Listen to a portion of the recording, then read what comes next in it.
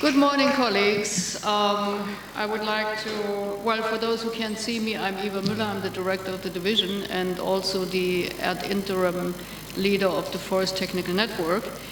And I would like to welcome you all to this webinar on GEF-7 implementation and an update on the agency status for the impact programs. I think this has been all anxiously awaited by many of us, and so we have quite a number of people in the room. We had to change rooms because this was originally foreseen for the forestry meeting room, and we thought that would be too small. We also have some colleagues from the decentralized offices connected through audio only because, excuse me?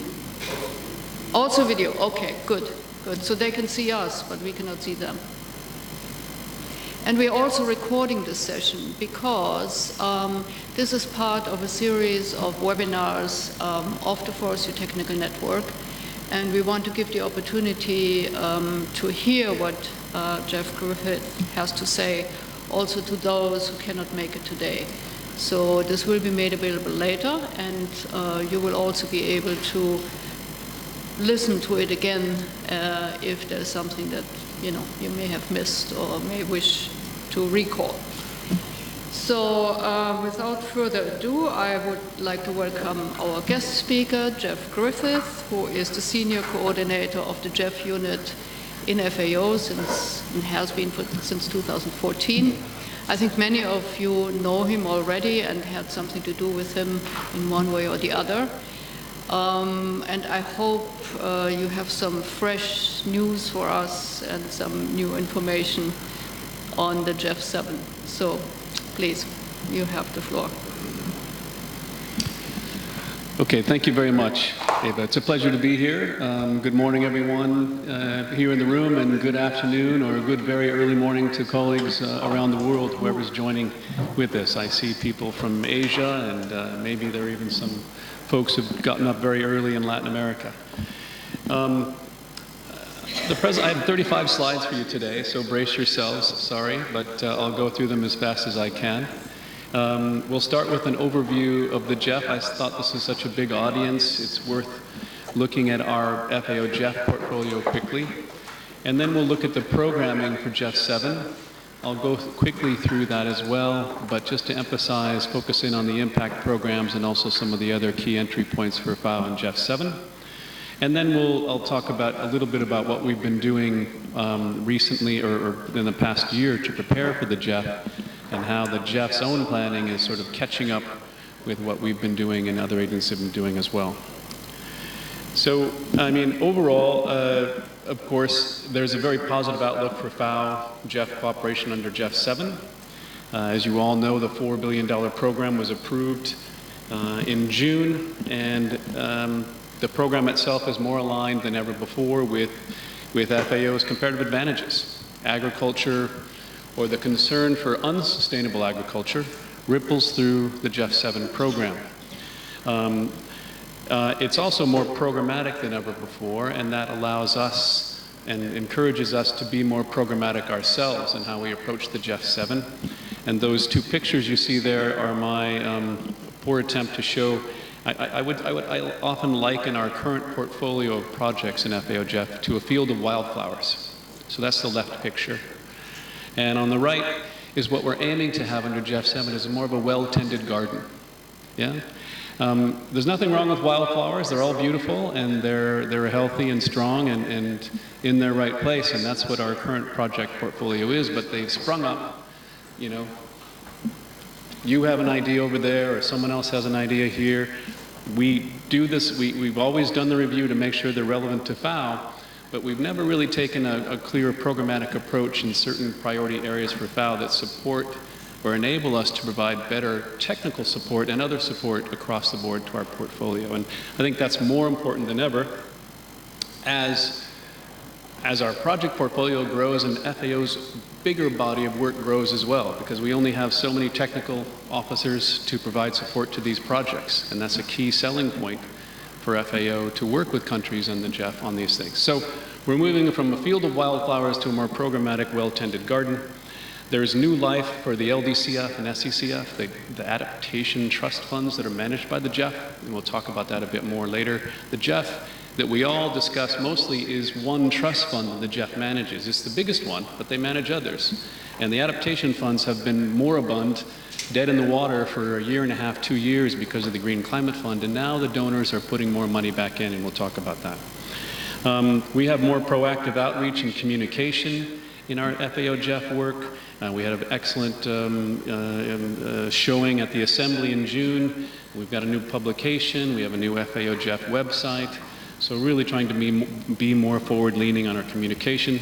And we can see emerging synergies between our GEF and our GCF work as well. So quickly, we've been working with the GEF since 1992. In 2000, we became direct access agency for one of GEF's focal areas, the chemicals focal area. And in 2006, we got access to all of the GEF programs. We became a full-fledged GEF agency. And you can see what happened then. Our portfolio grew dramatically, starting in about 2011. And it's been on a really steady climb. In fact, I think we probably grew too quickly in GEF 6 or GEF 5 rather. We spent the first year of GEF 6 catching up with ourselves. We had a lot of late projects that we had to submit to the GEF beyond their 18-month deadline. That was a common problem across the GEF, not just with FAO, but so anyway, we're looking now, we're aiming for a healthy growth in our portfolio, not too fast and not too slow. This is our portfolio breakdown by regions. You can see here that Asia has the biggest share of our GEF projects, followed by Africa and Latin America. We have a healthy global portfolio, and some of the smaller regions have been growing quite a bit recently. They're at 7% and 6%, but that's up quite a bit from before, from earlier. And total portfolio value now is about $750 million.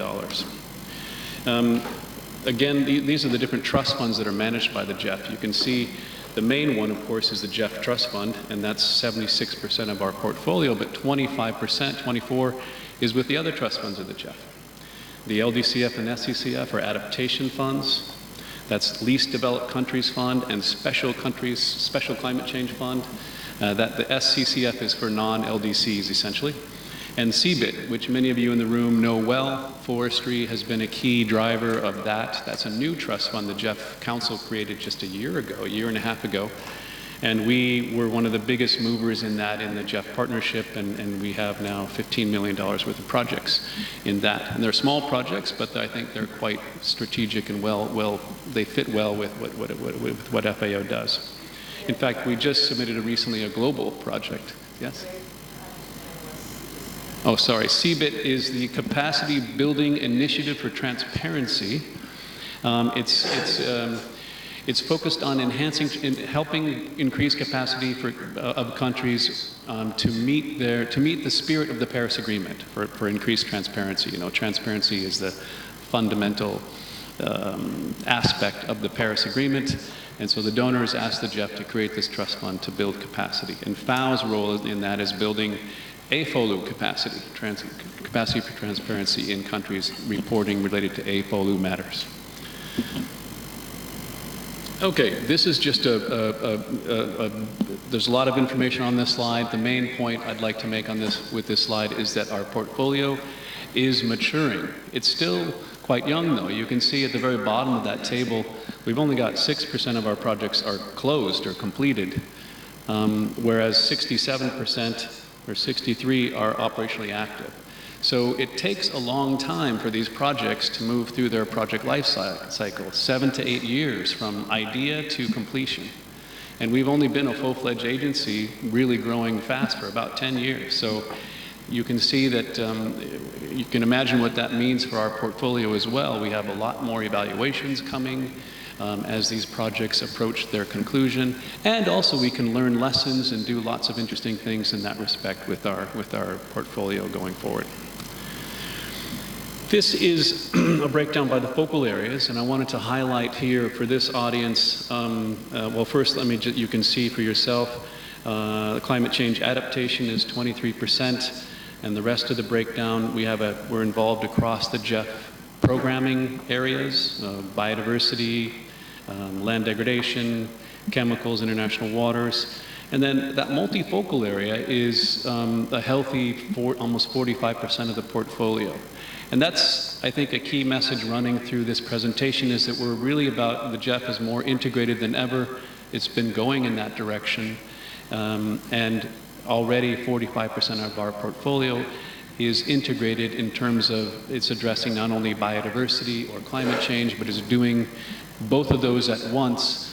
And in the past with the GEF, the SFM incentive mechanism has been triggered whenever you combine two or more focal areas of the GEF. So the Sustainable Forest Management incentive mechanism was triggered, and half of our multifocal area projects are SFM projects. So they're dealing with sustainable forest management. Does this appear? Okay, so this is just a mapping of those SFM projects. You can see where we're working on sustainable forest management through these multifocal area projects worldwide. And this is linked to GEF-7 as well, but this is our current portfolio. India is darker because it's it's our largest GEF project, and it has a healthy SFM component to it. But we have sustainable forest management projects in all those other countries: China, Mongolia, Latin America, Congo, and several other countries in Africa. Okay, so let's just get to the GEF-7 programming. Some of you have seen this already. I didn't know how many of you had, so I wanted to just show this to you briefly. These are the 5 focal areas of the GEF, of GEF. They've been like that for quite a long time.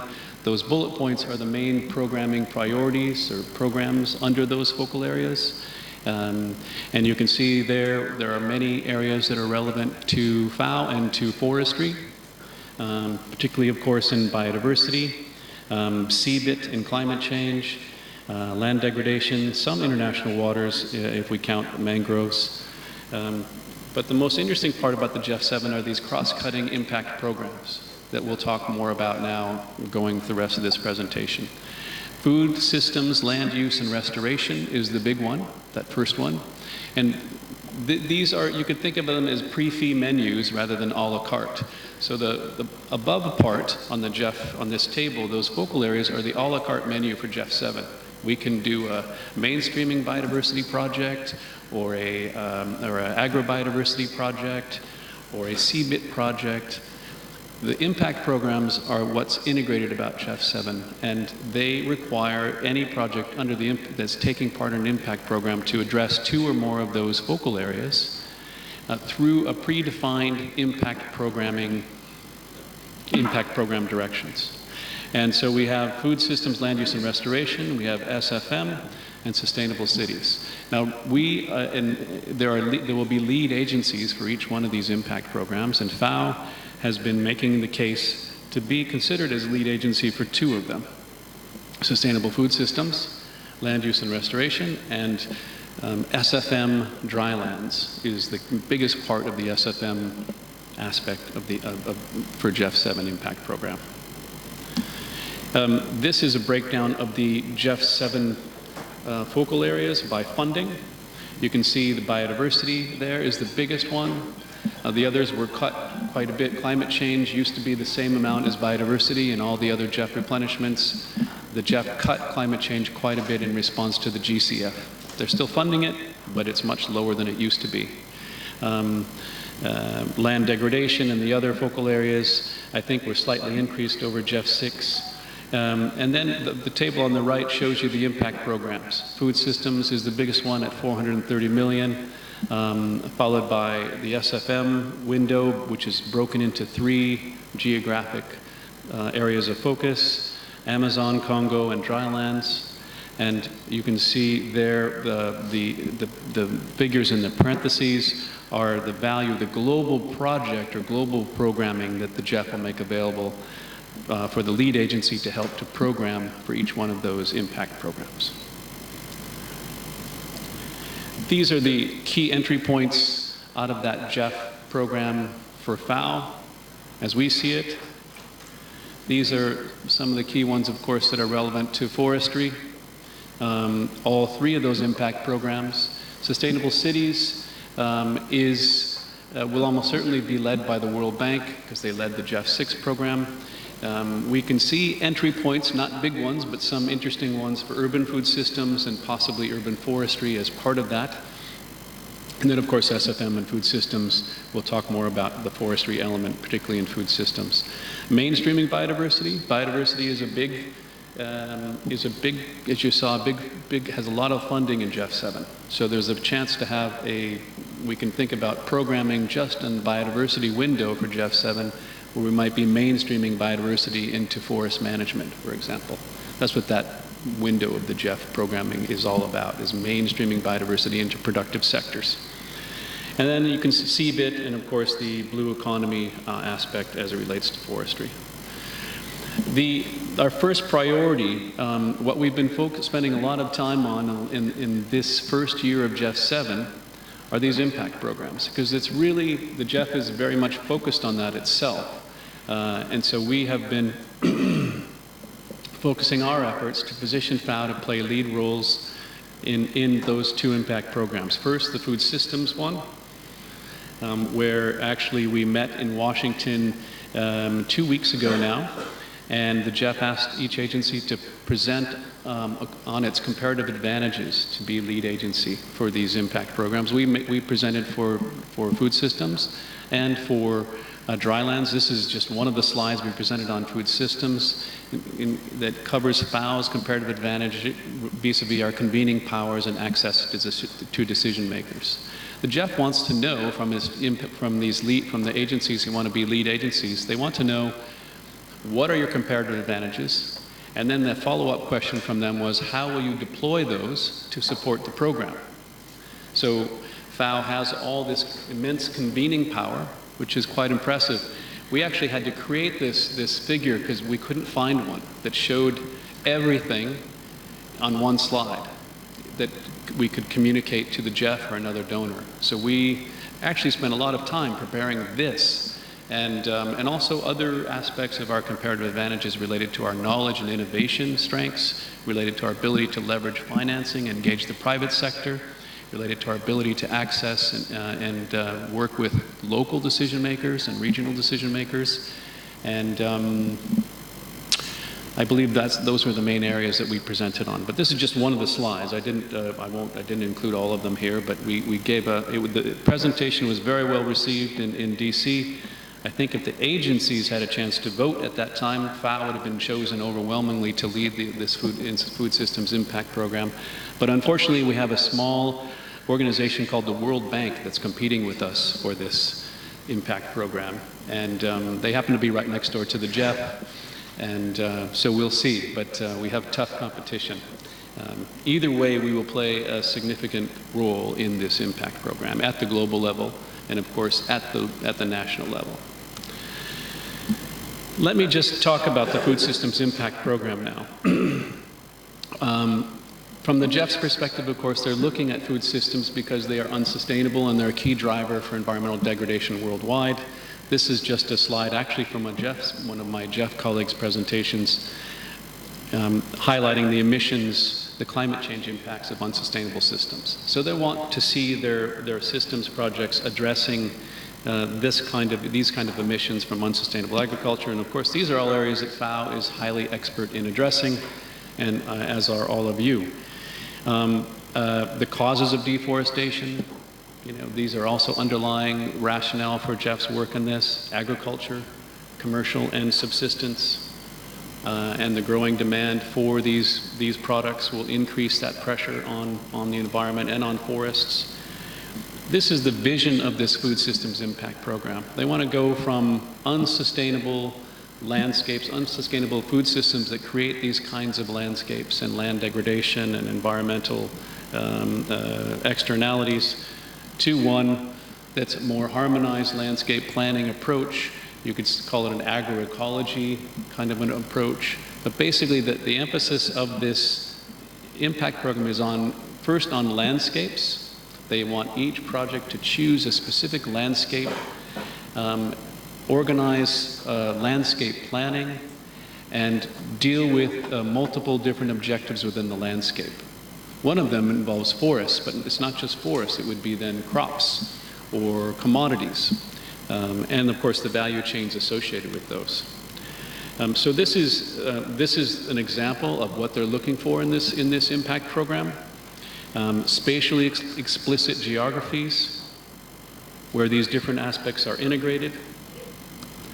And they have actually criteria for choosing these landscapes that'll have to be in every project that'll be funded under that $430 million impact program. Ultimately, the GEF wants a diversified portfolio of these country projects. They want landscapes that are production landscapes that are still healthy with good environmental benefits, but where remaining forest is threatened. They want landscapes where production of globally important food crops or livestock creates environmental problems, environmental externalities. They're looking for frontier landscapes where on the edge of productive work, where they want to prevent further expansion of agriculture and commodity production into healthy forests. And they want landscapes that are highly degraded, that are in need of restoration. So this is the kind of thing they're looking for, and they'll be looking for when they review these impact program child projects. Now, these are the criteria for the impact program projects. We've been talking about this for some time. Whoops. The high potential to generate environmental values, the project's contribution to wider national or subnational strategies, public sector support, political will, private sector involvement. There are a lot of elements here that they'll be looking for and they'll be requiring in these projects. And this is, I would say, much more, the GEF has ramped up these kinds of requirements in GEF-7 compared to previous phases. And we've been, by the way, working on ideas, which I'll summarize in a bit, that meet these criteria. We've been, of course, thinking about this for some time, collectively in FAO. This is an example of what they're looking for and the potential actions that it would fund under this food systems. So, for example, improving yield, they want projects that improve yields and decrease land use requirements in agricultural areas, that support forest restoration and rehabilitation of land, that improve capacity of smallholder farmers, conserve agri-biodiversity, and of course then engaging stakeholders, improving policies, and bringing in the value chains in new and innovative ways to support sustainable agriculture. Okay, so let's go to the SFM Sustainable Forest Management part of the GEF-7 program, and these are the three sub-impact programs, you could say. Amazon will very likely be led by the World Bank. Congo Basin, they're not certain yet. There were about 3 or 4 agencies competing for that, including the World Bank, but also UNEP and IUCN and I think CI. And then dryland forests, we are competing with IUCN in terms of being considered for lead agency for that impact program. There are 3 geographic sub-areas of foci for this, for the dryland forest impact program. You can see them at the bottom of the slide here. There's the overall objective of sustainable dryland sustainable landscapes, the kinds of key interventions that they'll support as they relate to key outcomes. And we've been working for quite some time already in the Miombo area for Southern Africa. In Central Asia, we're working to build on work we have there already. And in Latin America, we're beginning to discuss with potential partners projects there. This is just an example of what we did in the Miombo region to build the groundwork for a robust portfolio there under this SFM window. Even before we even knew that, the GEF even knew that this what the SFM window would cover. In fact, you can see there this kind of work that was done by our colleagues across the House resulted in, we have concept note, of course, from Miombo, a publication, and then finally the GEF. I think it helped to influence the GEF in deciding to include Miombo as one of their sub-areas of foci for SFM drylands.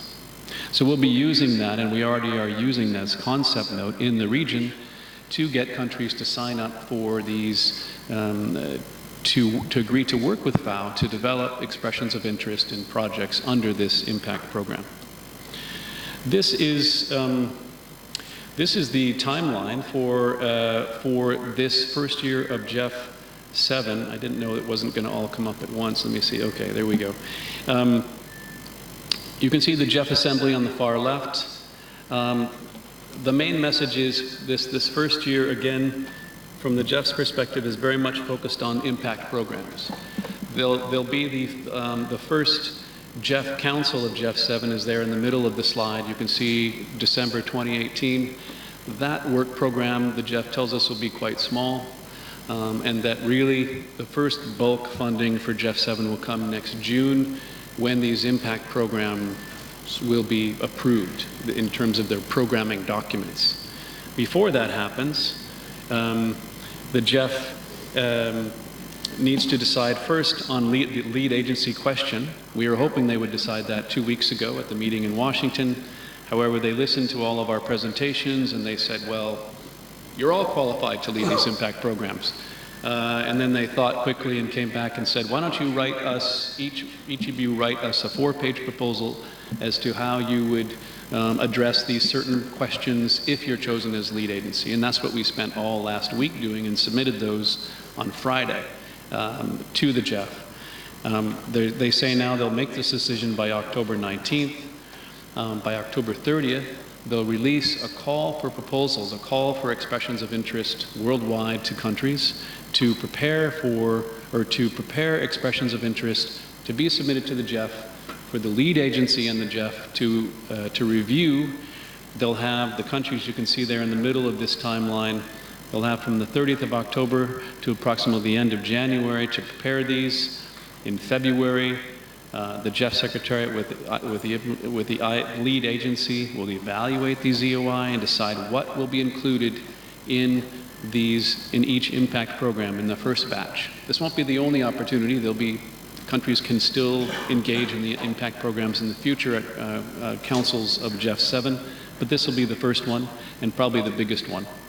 At the same time, whoever is chosen as lead agency will need to get working on these program framework documents, because the GEF-7 program has a description of these impact programs, but it's quite general. And a more specific, you could think of it as a project document, but they call it a program framework document. A more specific program framework document will have to be written to serve as the umbrella program globally for food systems and for sustainable dry lands as well, for each one of those impact programs. And that will have to be done at the same time countries are writing these expressions of interest, which is an unfortunate. It's unfortunate that we don't have the PFD first and then the countries write the EOIs to match what the PFD has written, but the GEF organized this in a way that doesn't allow that, so we'll have a parallel process there. And then in April next year, whoever is chosen as each lead agency will have to submit these program framework documents for the first council in June to be approved with funding triggered. And then the preparation of each one of those projects begins in July, to be submitted 12 to 18 months after that. So you can see how the timeline reaches quickly to the middle to the end of GEF-7, even for this first batch of impact program projects. Let's see, did I miss anything here? And we have been also thinking, of course, internally, what would we need to do if we are chosen as lead agency? There are certain steps that we would need to take almost immediately in terms of creating a technical advisory group to begin thinking about how to help countries prepare the highest quality EOI, and in particular, how to help improve the selected expressions of interest early next year that will be included in the program framework document. We'd have to form a steering committee of agencies and other actors who would be part of this impact program. We have a whole timeline and are creating a budget for that as we speak. So that is the summary of those impact programs. We'll hopefully know The GEF tells us we'll know more by October 19th. They'll make a decision on each one of these impact programs, and we expect to be playing, regardless of that decision, be playing key lead roles at the global level in those two impact programs, and then of course working with countries to develop child projects, they call them, worldwide under those impact programs and others. These are GEF-7. This is just other GEF-7 focal area programming details. So leaving the impact programs and just reviewing quickly the opportunities under the focal areas themselves. Because remember, the impact programs are about $800 million out of the $4 billion of GEF-7. So you can think of it in another way. There's about 2.5 billion of the 4 billion is allocated to the countries. So all the impact program money will come from country allocations. So in that respect, it's a 1/3 of country allocations will be channeled through these impact programs. So it's quite a lot. But still, there's a lot of funding in GEF-7 outside of those impact programs in the focal areas, in particular for FAO, biodiversity, international waters, and it looks like the GEF will allow us to integrate, do our traditional integrated FAO work as well with climate change and land degradation. This is just the biodiversity objectives you can see here. The entry points, mainstreaming into priority sectors will be a key one.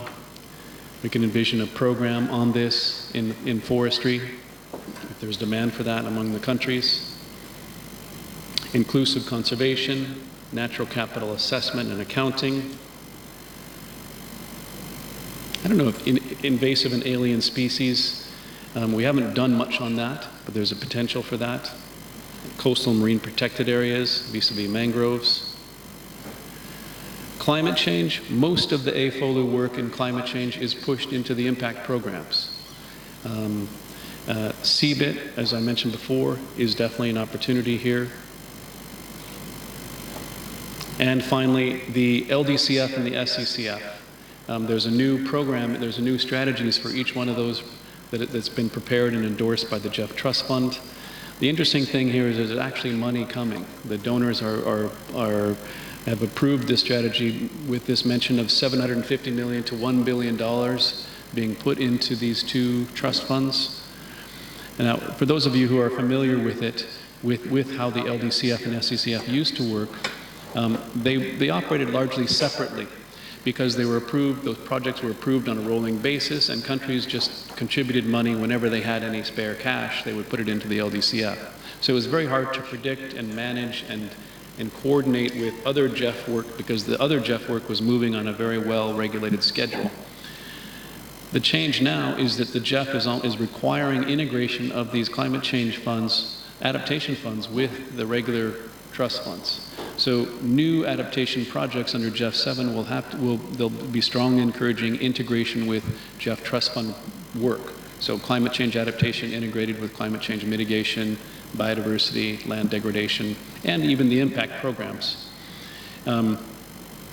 Projects will be approved via work programs, not on a rolling basis. So there'll be no line of projects that are being funded on a, as the funding comes in. It'll be just like the GEF manages its own trust fund. They will decide, the GEF CEO will decide what adaptation projects will be brought forward to council for funding at each council meeting. And that way the GEF says they can, and they're right, they can facilitate further integration. They can choose projects that are more integrated and better complement what they're funding in their other trust funds. So this is, I think, overall good for FAO. It's something that comes naturally to what we do with the GEF. Also with LDCF, the country ceiling has been raised to 50 million from 40 million, with a cap of 10 million initially per country. Each country will not be allowed to access more than 10 million of new LDCF money going forward. And they'll be revisiting that in the future, but that's the link for now. And as a result of this kind of integration, we can begin to see more potential for GEF and GCF synergies with this integration of climate change adaptation and mitigation in the GEF.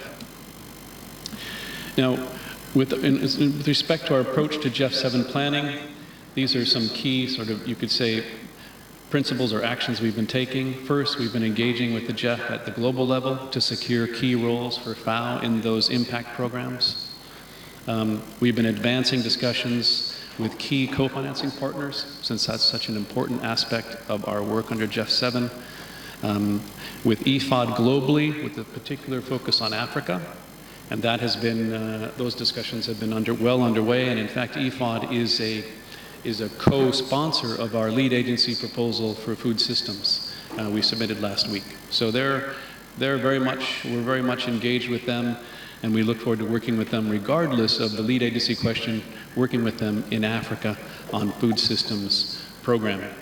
CAF in Latin America, the Latin American Development Bank, we've had very good meetings with them, and we hope to prepare to develop a portfolio of projects where we're working together, building on CAF financing with FAO's technical expertise. EBRD in Eastern Europe, Central Asia, and Near East. We've had ongoing discussions with them, and in fact we'll be meeting with them tomorrow again. And it's looking promising to have a program with them as well in those regions. And ADB in Asia, they are open to working with FAO, and in fact they're a key partner with us in the Bay of Bengal, the large project, the International Waters Project that was approved just in June, and we hope to integrate them further into our food systems work in Asia. Also, we've been working, of course, to build upon what we're doing already to develop these GEF-7 programs. And I'll talk about that a bit in the next slide, but the Mediterranean forest work, the Miombo work, etc. We've been taking a bottom-up planning approach wherever possible, putting regional and sub-regional offices in the lead, and it's very heartening to see the strengthened capacity vis-a-vis 4 years ago, the strengthened capacity of our regional offices and sub-regional offices related to GEF. We provide the support, assistance, information, consultant help to develop programs and projects here at headquarters, but we'd ideally like that to be driven from the regional and sub-regional levels. And for now, we've been focusing on the impact program, but as I said, the impact programs, but much room for single focal area projects going forward that are also blended with the adaptation funding of the GEF. These are just some examples of the key initiatives and programs we've been working on. As I mentioned before, the Miombo SFM drylands work with different partners, EFOD, the World Bank, and others. Food systems in sub-Saharan Africa with EFOD. The Mediterranean forests work that we're building on, FAO's long-standing engagement there. We've had to shift how we're dealing with that in GEF-7. Now it looks like there'll be a food systems program there. SFM drylands in Central Asia, building on our Kasilm work there. A possible wheat/livestock landscapes program in Central Asia with EBRD. A rice landscapes program in the works in Asia with UNEP, IRI, WBCSD, and other partners. These are all work that's been ongoing for many months now, involving many of you in the room and many of you on the video. Source to Sea in Asia, that's lining up several countries for what could be a program under GEF-7, but certainly will be projects and will be replicable in other parts of the world. We're looking at SIDS program of one sort or another. We'd like to shine a spotlight on SIDS in GEF-7, building on the gap. We initially hoped that would be a food systems program, but it looks like SIDS may not qualify for food systems, given all the requirements of that program. They may not be big enough, may not have enough impact for the GEF. So we'll instead work with them on an integrated program in each one of those sub-regions that instead of bringing in impact program money, integrates LDCF and SECF funds for an interesting integrated approach in each one of those sub-regions. Of course, CBIT we're working to develop a robust CBIT portfolio. There'll be about $50 million available for CBIT under GEF-7, and we think if FAO can access 15 to 20 million of that out of the 18 agencies, that would be quite a success. And then, of course, we're working on big ideas in the big BRIC countries, food systems concepts, for example, in India, China, and Brazil. My parting message is that the future is integrated. This is just a simple timeline. You can see on the lower part of the screen the first 15 years of the GEF from 1993 to 2009. There were no integrated projects. They were just biodiversity, climate change, and LD silo kind of projects. The middle part of GEF, the first multifocal area project was written in about 2010, 2011. Since then, the SFM mechanism was invented and put into place, catalyzing further integration in GEF's work, and you can see what it did to our portfolio. Now we have 45% of our projects are integrated, and now the GEF-7 is more and more integrated than ever, with 30% being plowed into the impact programs and integration further with climate change adaptation. So what does this mean for FAO's engagement with the GEF? I think it's an important question that we ask ourselves and answer. It has implications for how we perform as a GEF agency, how we deliver services to countries. Does it mean that we can have our standard lead technical officer role in FAO? Or does it mean we need a broader approach where we can bring in multiple LTOs for one project? The India project that I mentioned before is a $35 million project that's working on a wide range of technical issues. We can't have one LTO for that project. We need 8. And we need to set up a system for that. And so that's my parting thought for you all. Thank you for your attention. I encourage you to check out our new website. You can find all the projects in FAO's portfolio there on a global map with all the background information for each one. And you can find the programming directions there at the web link. And feel free to contact us in the GEF unit for any further questions as well. Thank you.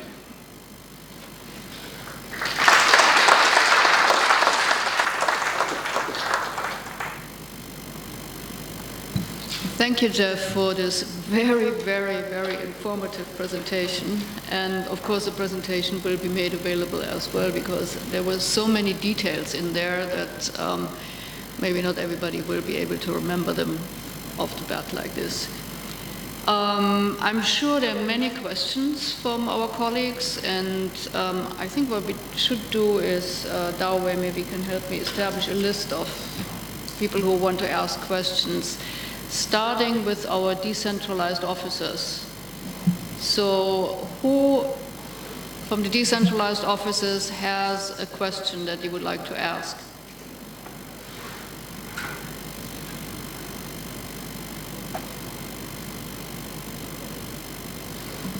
Nobody? Did you hear us? Do you hear me?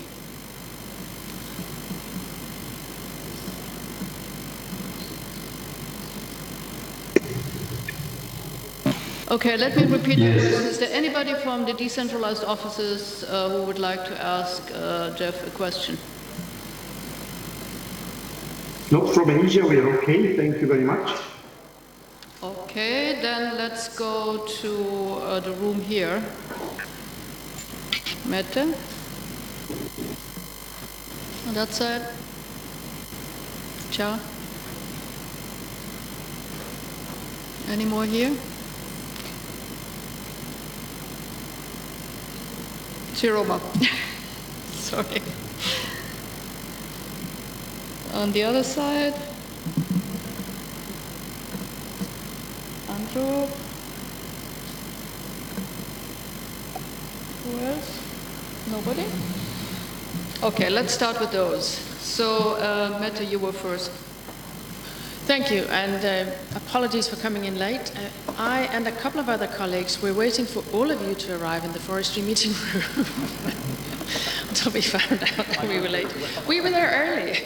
Anyway, firstly, a huge thank you to your team for the immense work over the last couple of weeks to try and put forward FAO's bid for the 2 impact programs. It has been fantastic to work with that whole team and see what we could pull together in a very short time. And also to all of those that we sort of reached out to in the department and outside at very short notice to get input for that. So I think that was a fantastic team effort, and fingers crossed that it actually bears fruit. But as you say, whatever happens on those, we will have a very strong portfolio under each of them and a good impact on the ground, hopefully, as well. I think one of the things, now we've heard about the GEF program and the framework and all of that, and for some people here, they're quite familiar with GEF because they worked with it before, but we also have quite a lot of new staff in the forestry department. And I think it would be useful if you could tell us a little bit about the role of the GEF unit versus the department. What is an LTO? How does it work? What is actually in it for those that have to do the work in the technical department? So when we have either direct execution or others, a little bit about the GEF fees, perhaps. Say, okay, well, where's the carrot for actually us being involved in this other than the extra work and the impact on the ground? Is it going to be just extra work, or is there something else that can help us at least find somebody else to help us out with it? So what is the role of the unit? If anybody has a great idea in this room, and I'm sure that a lot of people are already thinking, what are the next steps? So a little bit more about how that works, and also how it works with the region and the regional offices. It's a big question, I know, but let's take a couple of, we could also take another, you take that one, but it's a lot of things. Sorry, yeah. Okay, we could have a whole week of meetings on this, because that's a big question. Basically, and a very important one. Is everyone familiar with FAO's project cycle and the roles and responsibilities in FAO's project cycle? I'm sure new folks may not be, but others certainly are, the veterans in the room. Our GEF work follows that for the most part. There are three key roles in the project cycle in FAO: the budget holder, which holds the reins of the project budget, and by FAO policy, that is the most decentralized office possible. So most of our projects, the budget holder is the FAO rep in country, or for regional projects, it's the FAO regional office, and for global projects, it's headquarters. That has changed over, especially with the arrival of our current DG. I think that was made more of a priority to decentralize that work. I know that the Forest Department and other headquarters departments had quite a legacy portfolio of GEF projects as well that allowed you to, I think I checked on your fees, Forest has earned about $2 million in GEF fees over the course of our involvement with the GEF.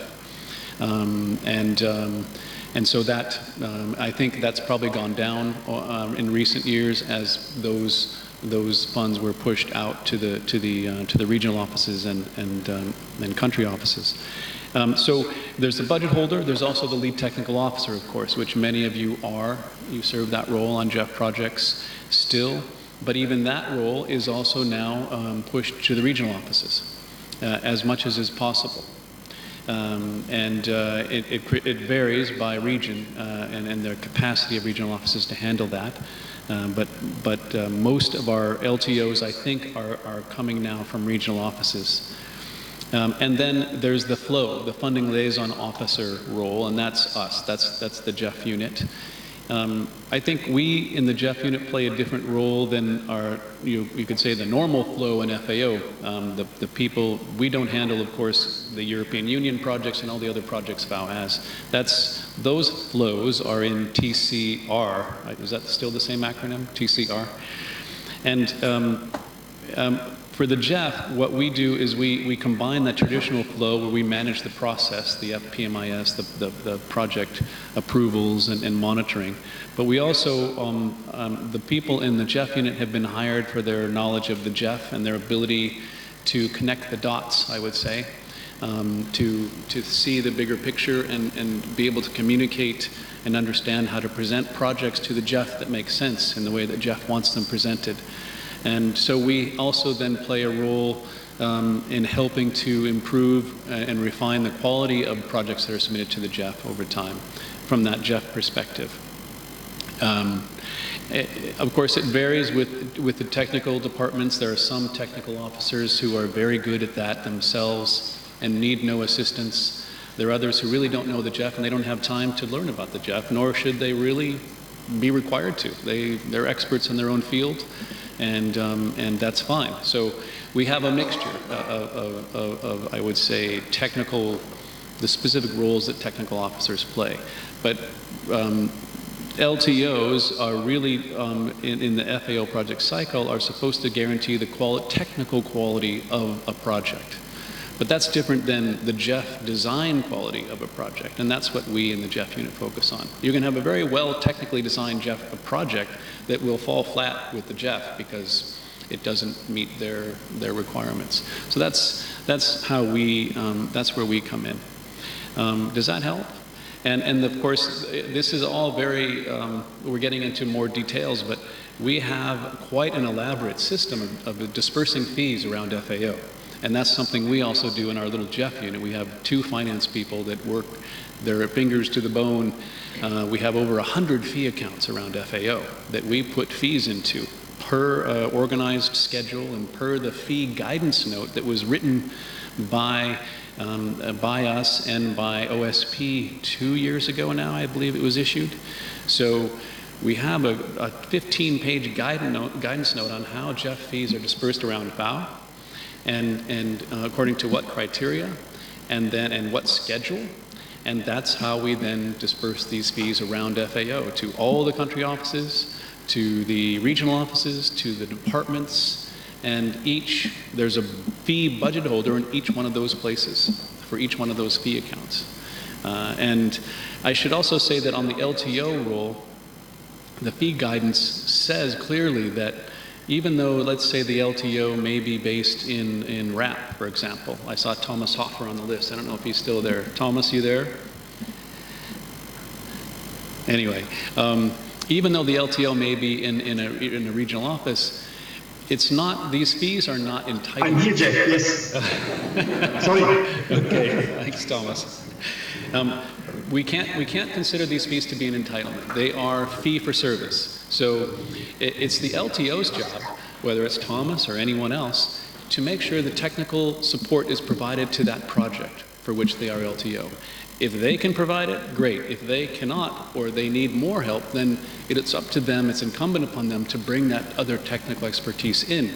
And the fees are fungible. The fees can be used, the fees can be shared across the organization. And that's how we're set up currently. And I was alluding to that, I guess, in my last slide, is that we need to make sure that's working well, and that system is bringing forth all of the technical expertise FAO has to offer, from headquarters and the regional offices, because that's what the countries expect, and that's what they deserve. So I hope that answers your question. One more to talk a little bit, because people have heard about implementing agency and executing agency, and so the difference between the 2 roles and how that's. Okay, yes. Okay, so in the GEF speak, there are implementing agencies and executing agencies. And we are an implementing agency. We are one of the 18 agencies of the GEF, and they call those agencies implementing agencies. And the GEF model is set up basically on the World Bank's model. So they want all of their, they don't want the implementing agency to also be the executing agency. They don't want the implementing agency to also manage the day-to-day financing of the project, to disperse the funds, to hire the consultants. That's the job of a national executing agency. That's how the GEF has always been set up. That's been their policy really since the beginning. And increasingly, they are pressuring FAO and other agencies to adhere to that policy. Still, and this is another presentation we could have, or discussion, still most of our projects are not national execution. They are direct execution by FAO. That's our traditional model. The GEF has accepted that, sort of like, you know, the American military's don't ask, don't tell policy. That's been the GEF's policy with us on direct execution, but they've increasingly been asking and requiring us to tell. So we need to move to a model, to a full, our objective is to have 95% external execution of our GEF projects as soon as possible. because otherwise the GEF will say, you know, FAO, maybe you need to take a break from being an executing a GEF agency until you can build that capacity. It's a very firm requirement of the GEF. And in fact, we were meeting with the OPIM team just a few days ago and are working on that. But that discussion then comes up. People will say, well, what's in it for FAO if we can't manage the money? To which I would say, well, since when is managing money FAO's strength? You know, we can still, we're not talking about taking away the technical inputs of FAO. We're talking about handing over the reins for the day-to-day budget management to an external partner, preferably a national government partner, but also it could be any other external agency. FAO still keeps its role overseeing the project, still has the fees for lead technical support, and could even still supervise the recruitment of consultants. There is wiggle room in there, in that national execution space, in that NIM space, but we definitely need to move into that space. And then figure out the best FAO model in that respect. Okay, thank you. I had Cha next. You mentioned the country ceiling of 50 million and also a cap per country at 10 million. What are the differences between these two?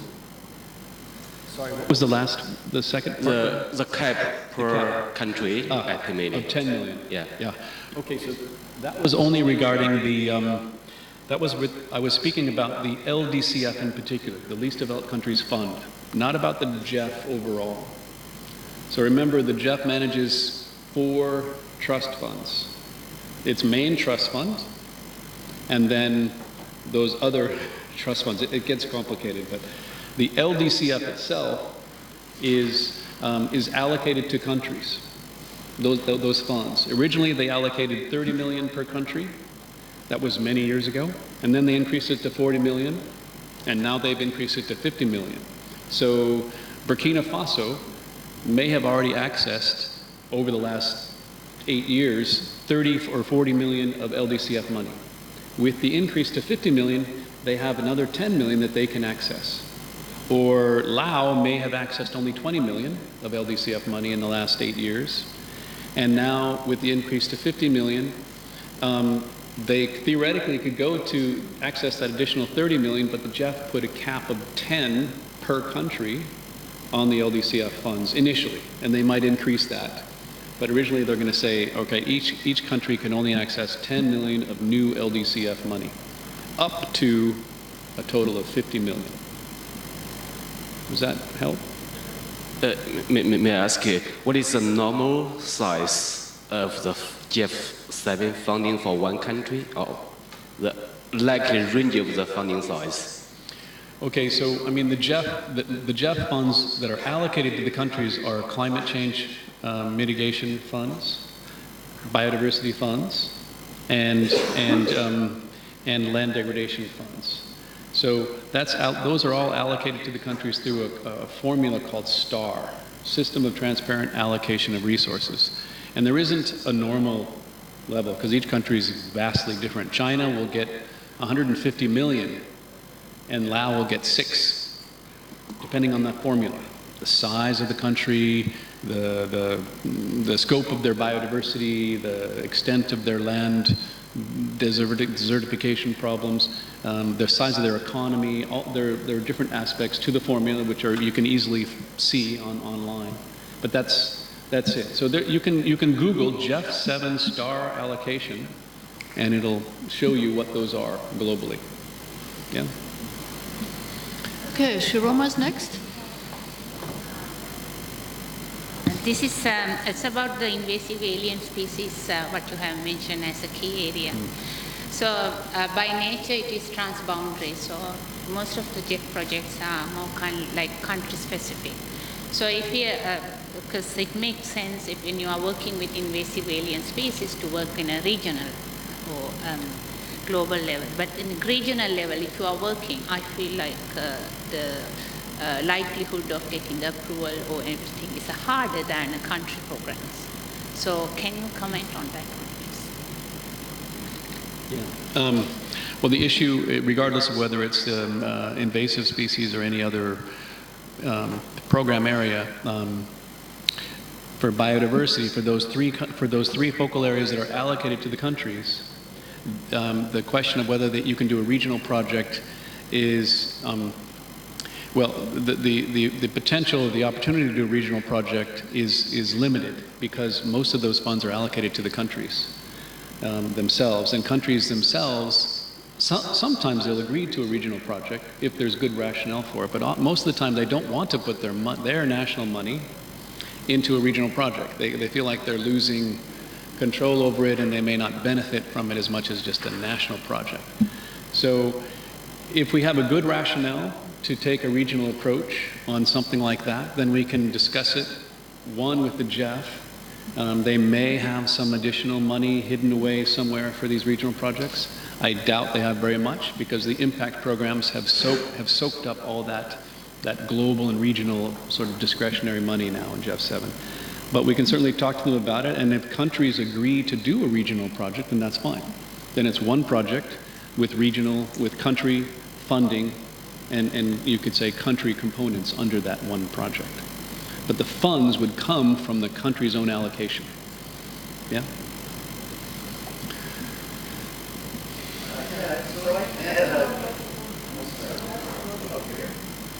Yeah, so I had a couple of questions and some confusions, I suppose.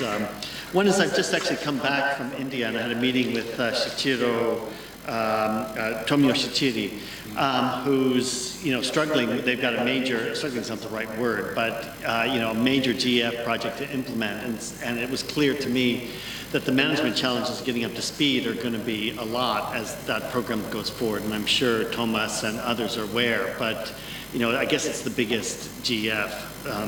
So I guess figuring out how we can rise to those management challenges and really deliver was one thing that I came back with.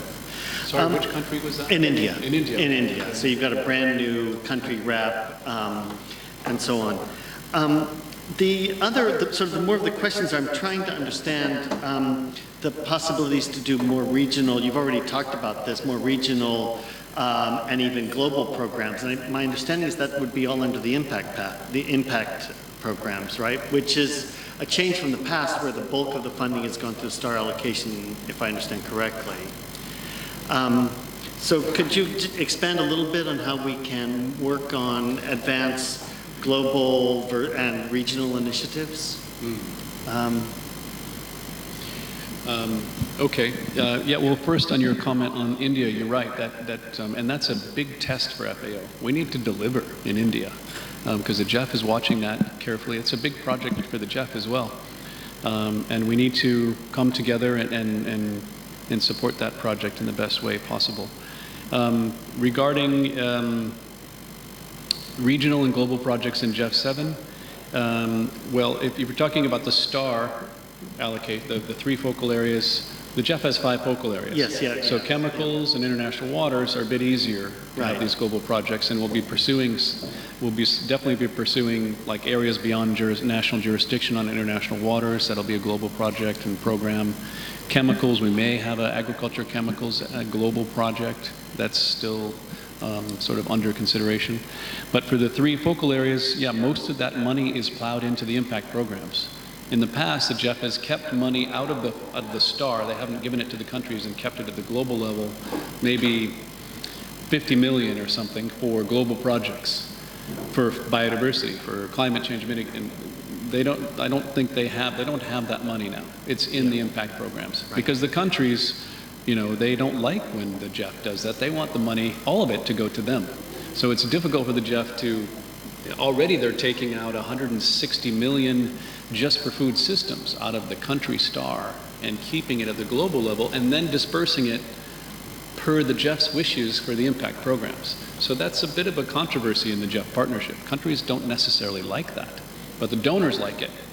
And because the GEF goes by the golden rule, the program was approved that way. So I think, I think regional projects will be largely funded under these impact programs. We can see, as you saw on that list, rice landscapes, for example, in Asia. We hope that'll have a regional umbrella project for 5 or 6 rice landscape national projects. We hope maybe for the Mediterranean program to have a regional umbrella project, for example. Does that answer your question? Global projects are going to be, I wouldn't say impossible, but if we have some compelling ideas, we can certainly bring them up with the GEF, but I wouldn't hold out too much hope for additional global project funding under GEF-7 for the biodiversity, climate change, and land degradation. Before we go into a second round, I have a question myself. You talked a lot about the impact programs and that FAO is trying to become a lead agency for 2 of those. So what is the actual advantage of being a lead agency? Does that somehow translate into more projects, or is it just more work? And more prestige, maybe? Spoken by someone with a lot of experience there, yes. It's, look, the primary advantage is political, almost. I mean, we almost had to make a play to be the lead agency for food systems. We're the Food and Agriculture Organization. We would be able to control or develop this $25 million global project and convene stakeholders globally for that and help to guide how that program evolves and serves countries and draws upon our own convening power and so on. But it is a lot more work. In fact, there are some agencies like UNDP that have done this in the past that are not wanting to do it at all anymore because it's been quite a bit of work for them. Adriana Dinu of the GEF in UNDP has told me many times that we don't want to do any of those lead agency roles now. They did them in the past and they're happy to just work on the national projects. So, and I think, the benefit is controlling this global project, convening, being in that position of influence over that substantial amount of funding from member countries in areas that are of high importance to FAO. That's the benefit for being lead agency in these impact programs. And I think, frankly, countries, remember the countries have to decide which agency they're going to work with under those impact programs.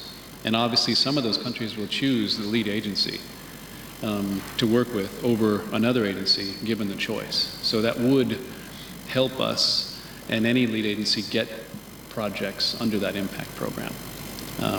So there is an unspoken advantage there, I would think, even though we wouldn't be able to any lead agency wouldn't be able to bias too much in favor of their own projects.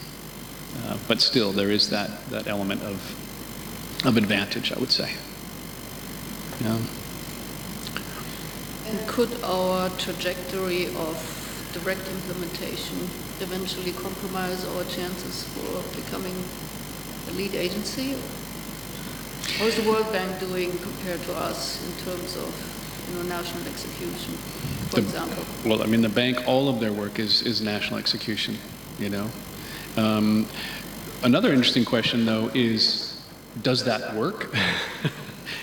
The GEF itself did an analysis of delivery, of level of delivery by all the agencies in their projects, and the banks within the GEF partnership, the World Bank and all the other banks, were the worst performers. FAO came out pretty well, actually, in that analysis. The banks were awful because they have such long delays between approval of the project and actually starting the project because of the complications and difficulties.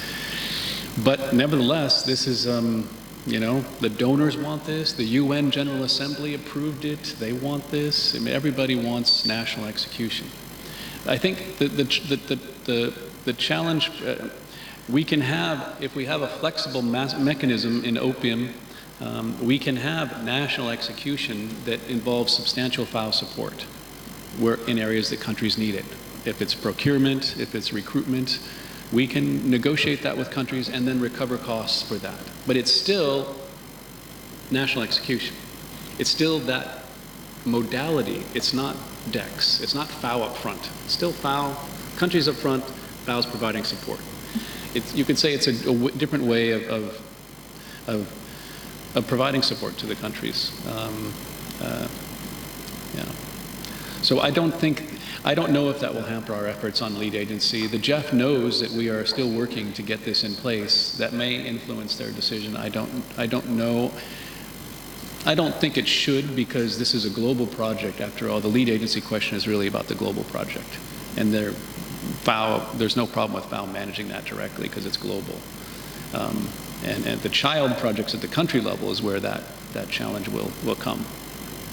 Yeah. Thank you. So, more questions?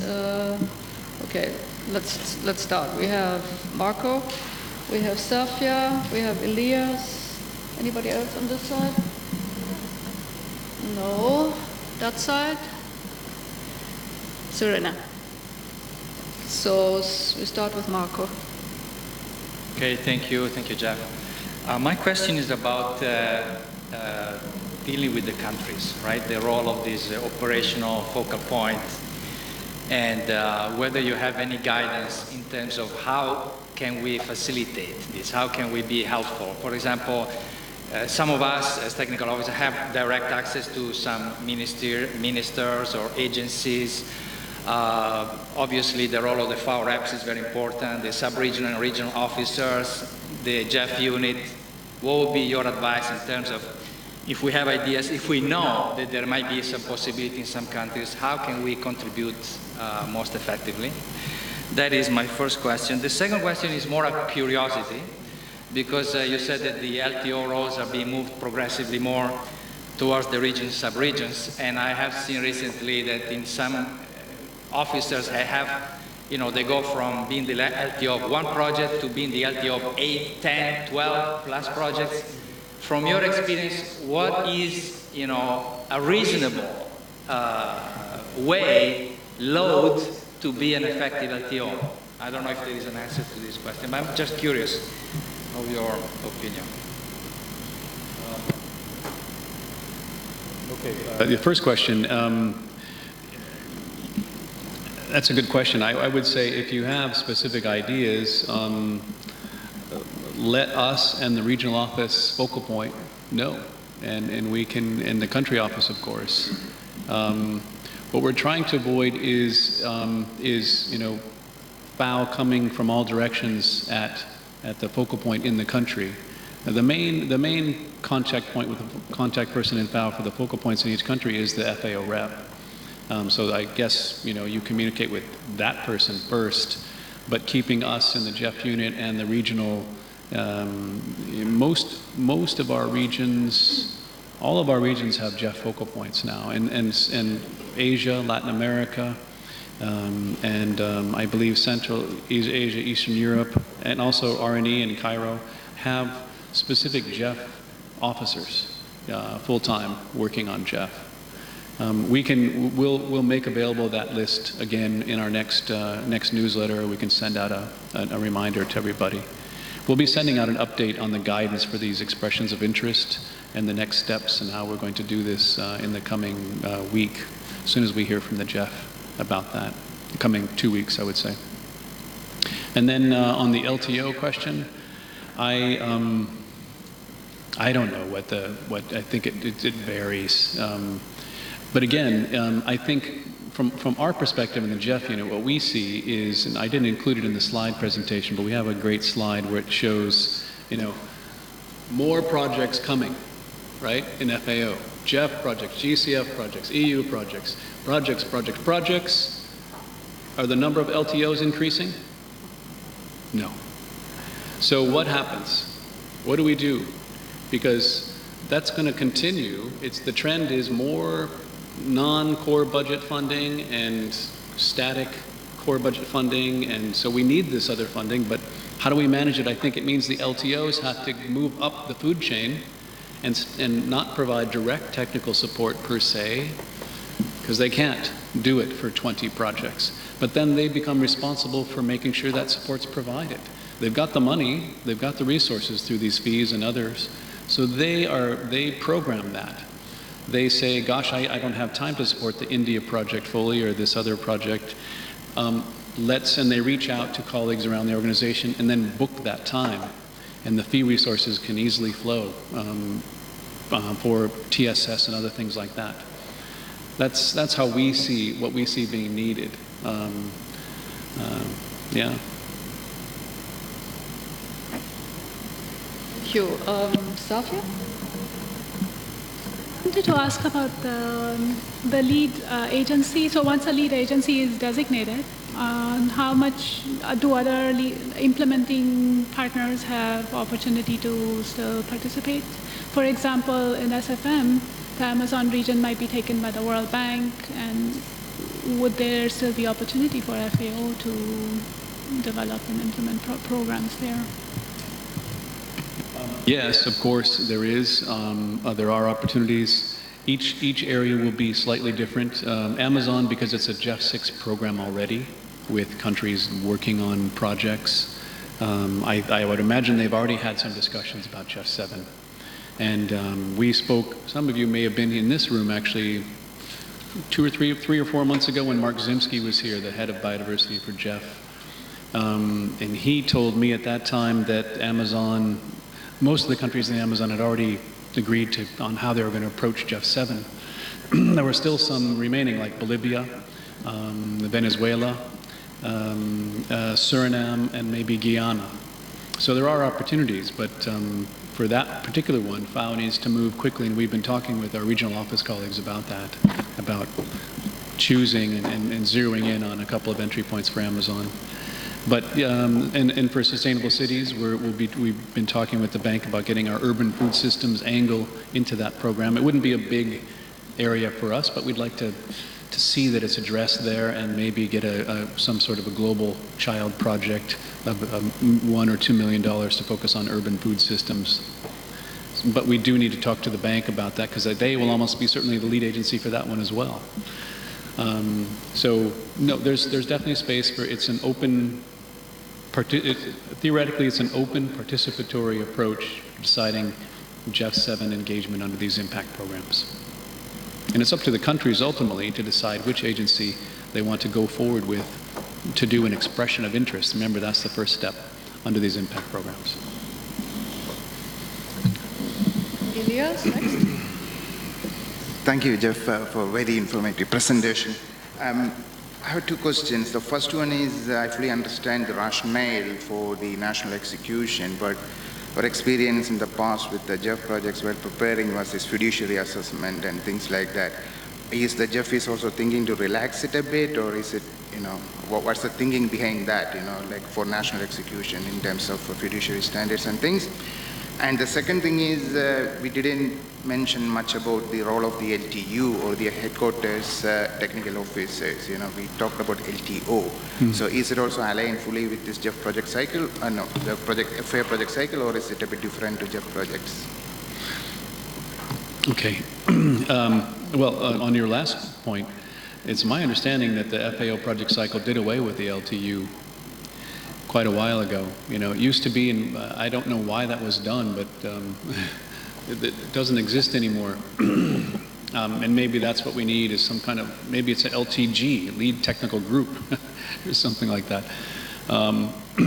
Okay, so I don't, that's not even on the, there's no fee allocation for LTU, because it doesn't exist in the FAO cycle.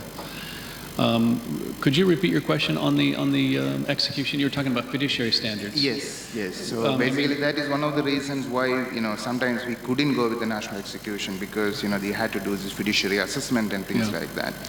I mean, of course, yes, we have to do fiduciary assessments. Our GEF preparatory money will pay for those. The PPG will pay for that.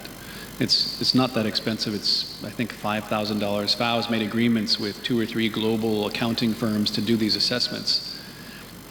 So we do that per standard UN guidelines. They do an assessment of the partner's capacity. And based on that assessment, we decide whether or not we can do that. Now, if they don't have the fiduciary capacity, then what the GEF will say to us, or any agency, is, well, then find another partner. But still, they don't want us doing it. And it doesn't have to be a country government. It could be, heck, it could be UNDP. It could be any other agency, as long as it's not us. That's their, it could be an NGO. It could be, they would just say, find somebody else. If we can make the case that, gosh, we really couldn't find anybody else, they might accept that, but they're being pretty strict about it. The head of programming at the GEF told me he could think of only 4 or 5 countries worldwide where it would be justified not to have national execution. You know, countries in crisis. But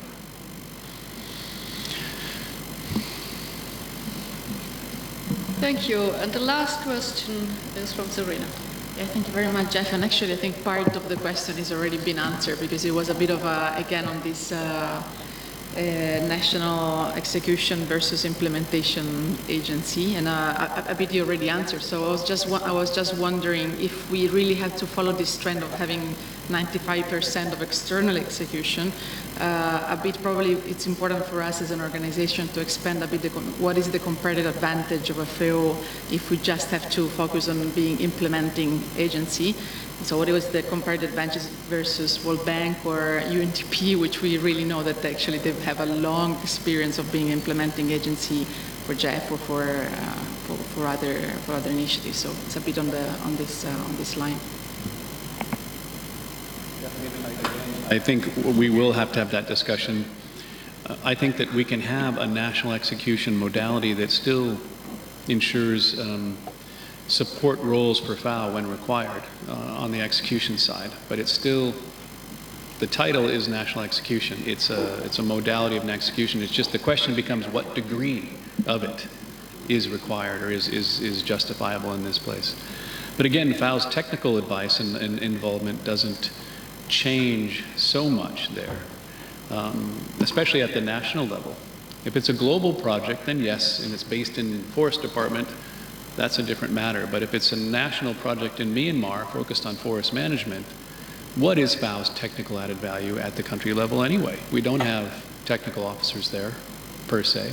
They're coming in from Bangkok or headquarters, and they come in, they're not being funded by the project budget anyway. They're funded by the fee. So, you know, again, we can have a project in Myanmar managed by another institution, and still our technical support proceeds as per normal. So, but yes, we need to have that discussion, and I'm sure we will. Jeff, isn't there also something about up to 15% can be direct execution even when it's external execution? So up to 15% of the value can actually be done by the implementing agency, even when there's another executing agency. At least there's something that they did within UN Environment where they worked through partners for all of it. But there was a cap on the GEF saying you could do 15% by the implementing agency. I'm not aware of that. I'll have to look into that. Yeah, that might be something I've never heard of that, a cap on. Okay, I think we've come to the end of our session. Thank you very, very much again for making yourself available and for providing us with all this information. And I hope this was useful for all of you. I would also like to take the opportunity to thank Dawei and Luigi for setting up this webinar. And of course, our colleagues Marco, Roberto for the filming and Christian for the logistical support. And before we close, this is not the last one of the webinars this year of the Technical Network. There are 2 more, and maybe Dawei, you can just let us know what's coming next. There are 2 more planned for this year. One will be on youth, another will be on socio-economic survey. The data will be announced at least 1 week prior to the seminar, and stay tuned. Thank you. Okay, thank you. So let's give one more big round of applause to Jeff.